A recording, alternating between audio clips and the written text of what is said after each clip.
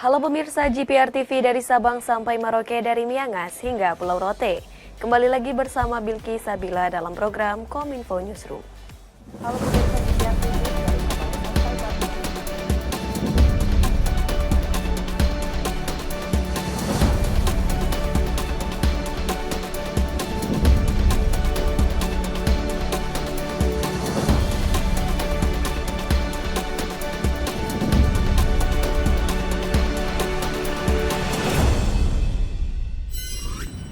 Inilah Kominfo Newsroom selengkapnya.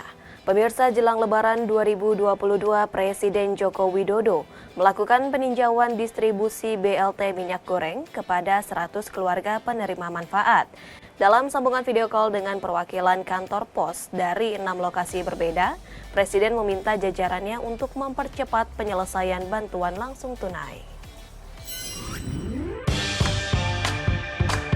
Presiden Republik Indonesia Joko Widodo kembali melakukan peninjauan distribusi bantuan langsung tunai minyak goreng kepada 100 keluarga penerima manfaat.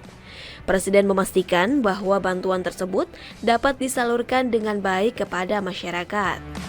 Pada kesempatan itu, Kepala Negara juga berdialog melalui sambungan video dengan perwakilan kantor pos dari 6 lokasi, yakni Banda Aceh, Medan, Serang, Pontianak, Depok, dan Jakarta yang menyampaikan capaian penyaluran BLT di daerah masing-masing. Medan hari ini membagikan 60 orang KPM Pak Presiden. Kinerja kita penyaluran sudah 97,21%. Adapun capaian penyaluran di Serang sebesar 98,36%, Banda Aceh 99,35%, Depok 98,87%, Pontianak 96,8%, dan Jakarta 93,30%.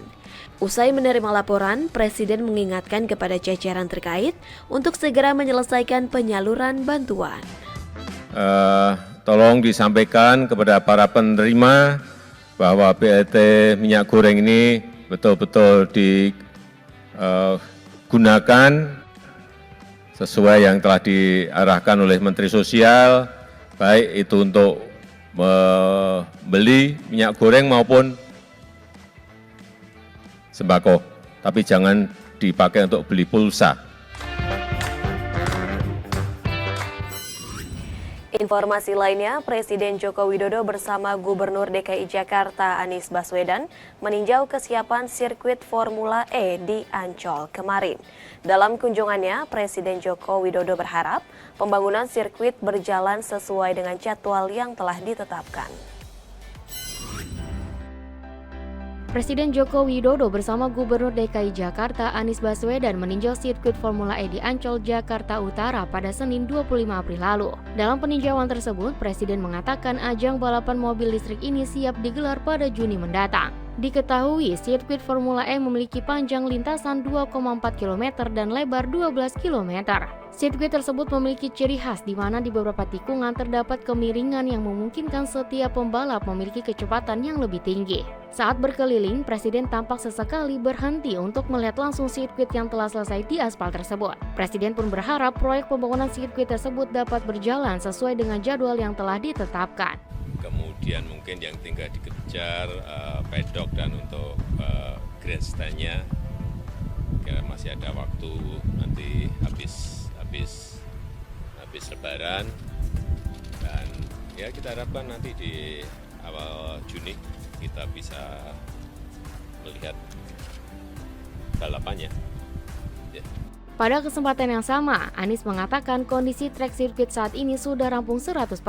Pekerjaan lain pun yang sedang dirampungkan adalah sarana dan prasarana penunjang lainnya. Kalau untuk treknya sudah 100% selesai. Sekarang yang sedang dalam proses pembangunan adalah disampaikan Bapak Presiden, pedok, grandstand, kemudian juga pagar. Nanti di atas beton-beton ini akan ada pagar yang itu untuk pelindung. Nah itu semua yang nanti akan dikerjakan sama persiapan untuk fasilitas bagi tamu-tamu yang menggunakan mall di sebelah ini. Tapi secara umum treknya sudah 100% selesai. Pandemi COVID-19 di sejumlah negara telah ditetapkan sebagai endemi, namun sedikit berbeda dengan Indonesia. Presiden Joko Widodo menegaskan perlunya kehati-hatian transisi pandemi ke endemi. Diperlukannya kajian mendalam dan ketaatan masyarakat dalam menerapkan protokol kesehatan.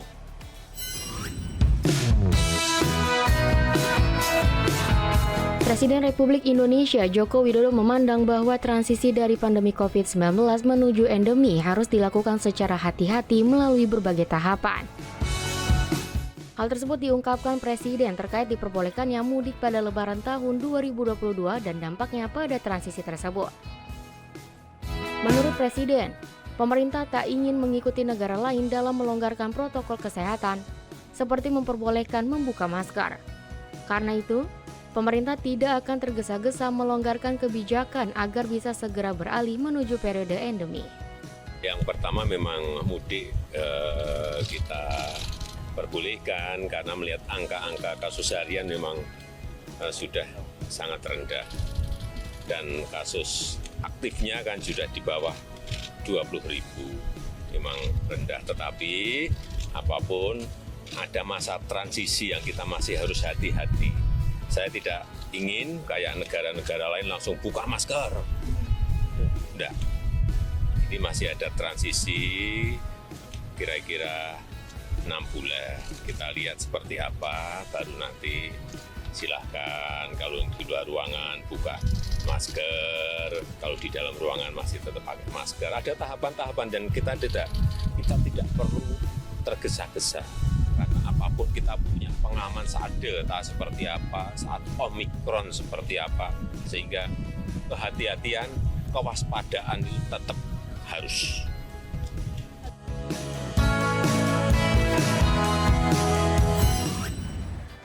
Pemirsa, Kepala BMKG Dwi Korita Karnawati menetapkan status siaga 3 setelah anak Gunung Krakatau menunjukkan gejolak.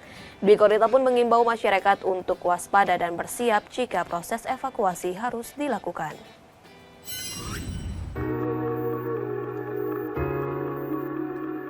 Kepala Badan Meteorologi, Klimatologi, dan Geofisika Dwi Korita Karnawati mengimbau seluruh pengelola usaha dan pemerintah daerah serta masyarakat untuk bersiaga setelah Gunung Anak Krakatau berstatus level 3. Dwi Korita mengatakan hal tersebut bukan berarti waktunya melakukan evakuasi atau fase kedaruratan, namun siaga mempersiapkan evakuasi untuk menghadapi kemungkinan terburuk dari kondisi tersebut. Dalam hal ini, Badan Penanggulangan Bencana Daerah setempat perlu memasang kembali rambu-rambu evakuasi dan shelter yang sudah tidak jelas terlihat oleh masyarakat dan mempersiapkan jaringan komunikasi.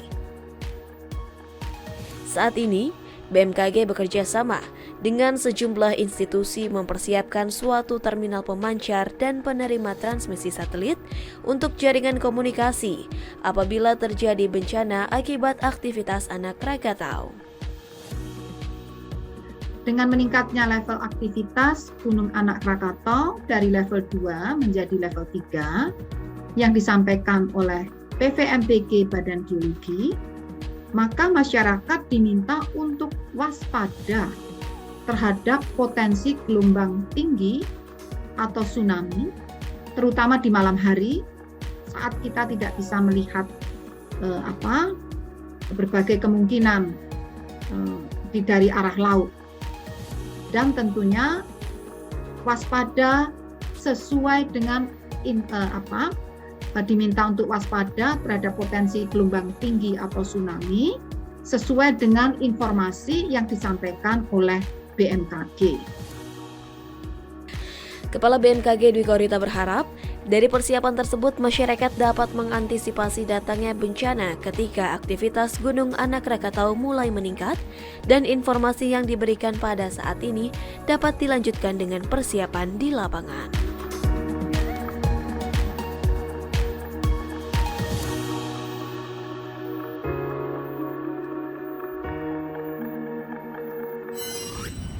Pemirsa, usai jeda kami akan kembali dengan beragam informasi menarik lainnya. Tetaplah bersama kami dalam Kominfo Newsroom.